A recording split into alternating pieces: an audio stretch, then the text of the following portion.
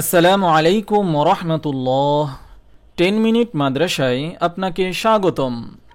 আজ আমরা এমন 10টি হারাম কাজ সম্পর্কে জানব যে কাজগুলো করলে মানুষ জাহান্নামের অধিবাসী হবে।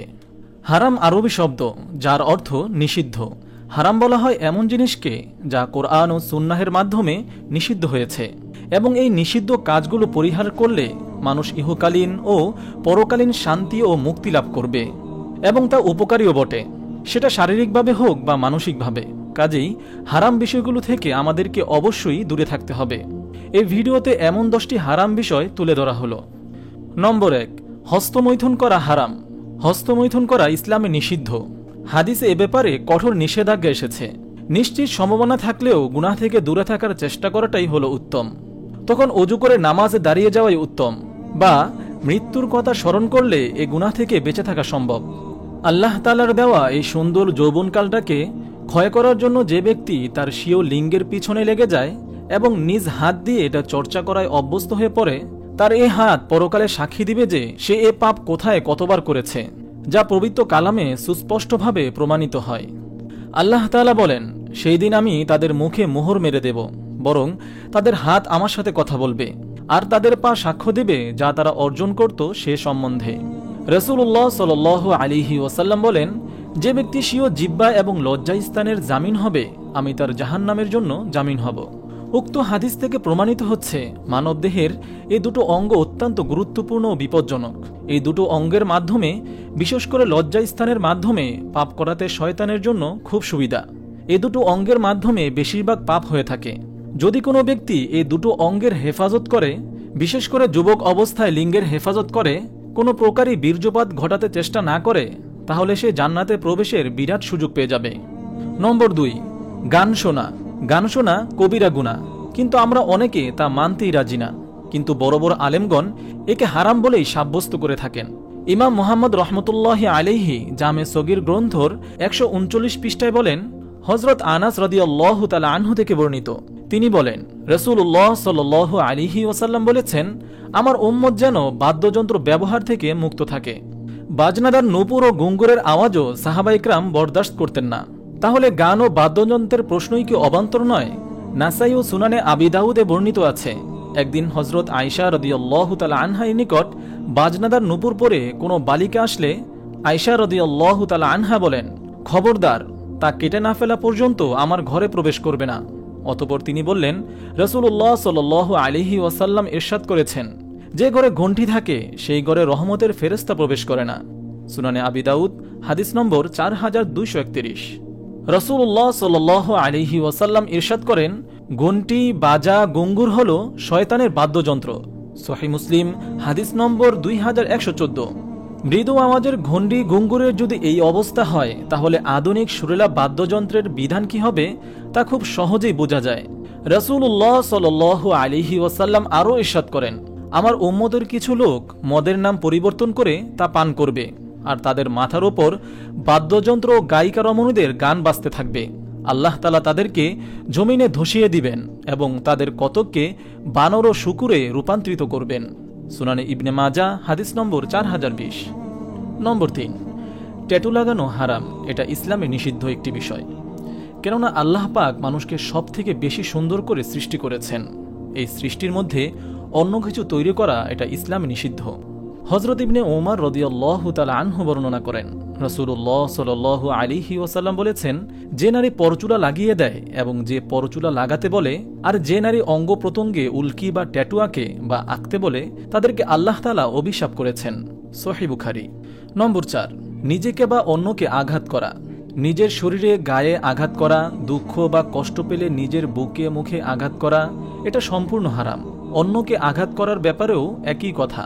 আল্লাহ তাআলা বলেন, হে ঈমানদারগণ, তোমরা একে অপরের সম্পদ অন্যায়ভাবে গ্রাস করো না। কেবলমাত্র তোমাদের পরস্পরের সম্মতিক্রমে যে ব্যবসা করা হয় তা বৈধ। আর তোমরা নিজেদের কাউকে হত্যা করো না। নিঃসন্দেহে আল্লাহ তাআলা তোমাদের প্রতি দয়ালু। সূরা নিসা আয়াত 29। নম্বর 5, বেগানা মেয়ের দিকে দৃষ্টিপাত ও কথাবার্তা ইত্যাদি হারাম। বেগানা অথবা গায়রে মাহরাম মেয়ের সাথে দেখা দেওয়া, কথা বলা, তাকানো বা স্পর্শ বা টিচ করা ইত্যাদি সকল কাজই হারাম ও গর্হিত কর্ম। এই হারাম কাজগুলি কতটা ব্যাপক আকার ধারণ করেছে তা সুস্পষ্ট। আমাদের এর থেকে বিরত থাকা কর্তব্য। রাসূলুল্লাহ সাল্লাল্লাহু আলাইহি ওয়াসাল্লাম ইরশাদ করেন, চোখের জেনা হলো হারাম দৃষ্টিপাত, কর্ণদ্বয়ের জেনা হলো গায়রে মাহরামের যৌন উদ্দীপক কথাবার্তা মনোযোগ দিয়ে শোনা। রাসূলুল্লাহ সাল্লাল্লাহু আলাইহি ওয়াসাল্লাম ইরশাদ করেন, চোখের জেনা হলো হারাম দৃষ্টিপাত, কর্ণদ্বয়ের জেনা হলো গায়রে মাহরামের যৌন উদ্দীপক কথাবার্তা মনোযোগ দিয়ে শোনা। জিহ্বার জেনা হলো গায়রে মাহরামের সাথে সুরসুরিমূলক কথোপকথন। হাতের জেনা হলো গায়রে মাহরামকে ধরা বা স্পর্শকরণ। পায়ের জেনা হলো খারাপ উদ্দেশ্যে চলা, অন্তর চায় এবং কামনা করে আর লজ্জাস্থান তাকে বাস্তবে রূপ দেয়। যদি জেনা করে অথবা মিথ্যা পরিণত করে, যদি অন্তরে চাওয়া অনুপাতে জেনা না করে। সহিহ মুসলিম হাদিস নম্বর 2657। নম্বর 6, জুয়া ও মদ খাওয়া হারাম। মদ ও জুয়া ইসলামের সবচেয়ে বড় পাপগুলোর মধ্যে একটি। আল্লাহ তার নবী সাল্লাল্লাহু আলাইহি ওয়াসাল্লাম আমাদের মদ খাওয়া থেকে নিষেধ করেছেন। কোরআনে মহান আল্লাহ পাক ইরশাদ করেছেন, হে ঈমানদারগণ, মদ, জুয়া, মূর্তি পূজার বেদী ও ভাগ্য নির্ণয়ক স্বরসমূহ এ সমস্ত হচ্ছে ঘৃণ্য শয়তানি কার্যকলাপ। এগুলো থেকে দূরে থাকো, আশা করা যায় তোমরা সফলতা লাভ করবে। সূরা মায়েদা আয়াত 90। হযরত আব্দুল্লাহ বিন ওমর রাদিয়াল্লাহু তাআলা আনহু থেকে বর্ণিত, রাসূলুল্লাহ সাল্লাল্লাহু আলাইহি ওয়াসাল্লাম ইরশাদ করেছেন, প্রতিটি মাতাল করে দেওয়া বস্তুই মদ, আর প্রতিটি মদই হারাম। সহিহ মুসলিম হাদিস নম্বর 2003। নম্বর 7, সুদ দেওয়া ও নেওয়া হারাম। সুদ ইসলামে কখনোই অনুমোদিত নয়, কেননা এটাও আল্লাহ পাক হারাম করেছেন। সুদের মাধ্যমে মূলত সমাজে দরিদ্রের সংখ্যা বাড়ে। পবিত্র কোরআনে আল্লাহ পাক ইরশাদ করেছেন, কিন্তু যারা সুদ খায় তাদের অবস্থা হয় ঠিক সেই লোকটির মতো যাকে শয়তান স্পর্শ করে পাগল করে দিয়েছে। তাদের এই অবস্থায় উপনীত হবার কারণ হচ্ছে এই যে তারা বলে ব্যবসা তো সুদের মতো, অথচ আল্লাহ ব্যবসাকে হালাল করে দিয়েছেন এবং সুদকে করেছেন হারাম। কাজেই যে ব্যক্তির কাছে তার রবের পক্ষ থেকে এই নসিহত পৌঁছে যায় এবং ভবিষ্যতে সুদখোর থেকে সে বিরত হয়, সেক্ষেত্রে যা কিছু সে খেয়েছে তা তো খেয়েই ফেলেছে এবং এ ব্যাপারটি আল্লাহর কাছে সোপর্দ হয়ে গেছে। আর এই নির্দেশের পরও যে ব্যক্তি আবার এই কাজ করে সে জাহান্নামের অধিবাসী, সেখানে সে চিরকাল থাকবে। সূরা বাকারা আয়াত 275। নম্বর 8, মুসলমানকে গালি দেওয়া বা হত্যা করা হারাম। কোনো মুসলমানকে গালি দেওয়া নাজায়েজ, কোনো মুসলমানকে গালি দেওয়া জায়েজ নয়, এটা ফাসিকি। আর হত্যা তো আরও জঘন্য। বিশেষ করে সোশ্যাল মিডিয়াতে আমরা যাকে তাকে উদ্দেশ্য করে গালির বন্যা বইয়ে দেই, এটা মারাত্মক গুনাহ হচ্ছে।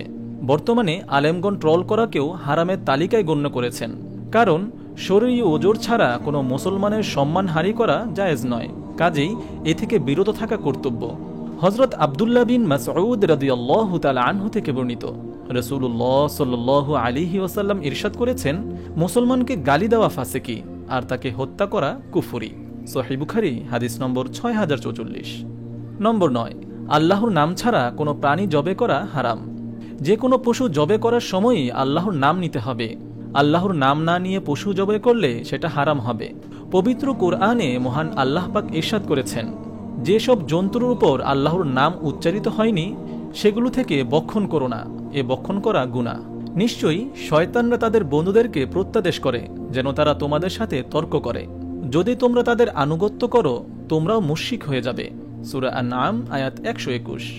একটি হাদিসে এসেছে, রাসূলুল্লাহ সাল্লাল্লাহু আলাইহি ওয়াসাল্লাম বলেছেন, যে ব্যক্তি আল্লাহ ব্যতীত অন্য কারো নামে জবে করে তার উপর আল্লাহর লানত।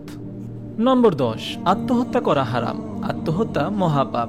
এ কাজ থেকে বিরত থাকতে মহান আল্লাহ পাক বিশেষভাবে নির্দেশ দান করেছেন এবং আত্মহত্যার পরিণামের কথা ভাববার জন্য কঠোর ও যন্ত্রণাদায়ক শাস্তির বর্ণনা দিয়ে মহান আল্লাহ পবিত্র কোরআনে ইরশাদ করেছেন, আর তোমরা নিজেদের হত্যা করো না, নিশ্চয়ই আল্লাহ তোমাদের প্রতি দয়ালু। এবং যে কেউ জুলুম করে অন্যায়ভাবে আত্মহত্যা করবে অবশ্য আমি তাকে অগ্নিদগ্ধ করব, আল্লাহর পক্ষে উহা সহজসাধ্য। সূরা নিসা আয়াত 29 থেকে 30। আত্মহত্যার ভয়ানক পরিণতি সম্পর্কে রাসূলুল্লাহ সাল্লাল্লাহু আলাইহি ওয়াসাল্লাম বলেছেন, যে ব্যক্তি নিজেকে পাহাড়ের উপর থেকে নিক্ষেপ করে আত্মহত্যা করে সে জাহান্নামের মধ্যে সর্বদা ওইভাবে লাফিয়ে পড়ে নিজেকে নিক্ষেপ করতে থাকবে। যে ব্যক্তি বিষ পান করে আত্মহত্যা করে সেও জাহান্নামের মধ্যে সর্বদা ওইভাবে নিজ হাতে বিষ পান করতে থাকবে। আর যে ব্যক্তি কোনো ধারালো অস্ত্র দ্বারা আত্মহত্যা করে তার কাছে জাহান্নামের সেই ধারালো অস্ত্র থাকবে যার দ্বারা সে সর্বদা নিজের পেট ফুটতে থাকবে। সহিহ বুখারী। ইসলামী বিধানে আত্মহত্যা নাজায়েজ, এর প্রতিফলন চিরস্থায়ী জাহান্নাম। যে ব্যক্তি আত্মহত্যা করে সে শুধু তার নিজের উপরই জুলুম করে না, বরং এতে মা, বাবা, ভাই বোন সহ আত্মীয় পরিজন সবাই খুব কষ্ট পায় এবং অত্যন্ত বিচলিত বোধ করে। যে পরিস্থিতি হোক না কেন, ইসলামের দৃষ্টিতে এ এক বিরাট অন্যায়, কারণ এর দ্বারা আল্লাহর বেঁধে দেওয়া নিয়মের বরখেলাপ হয়ে যায়। মহান আল্লাহ তাআলা আমাদের সবাইকে এই সকল হারাম কাজ থেকে বেঁচে থাকার তৌফিক দান করুন এবং জাহান্নামের আগুন থেকে রক্ষা করুন। আমিন। আপনি যদি এরকম ভিডিও আরও পেতে চান তাহলে এই চ্যানেলটি সাবস্ক্রাইব করে পাশে রাখা বেল আইকনটি অন করে দিন।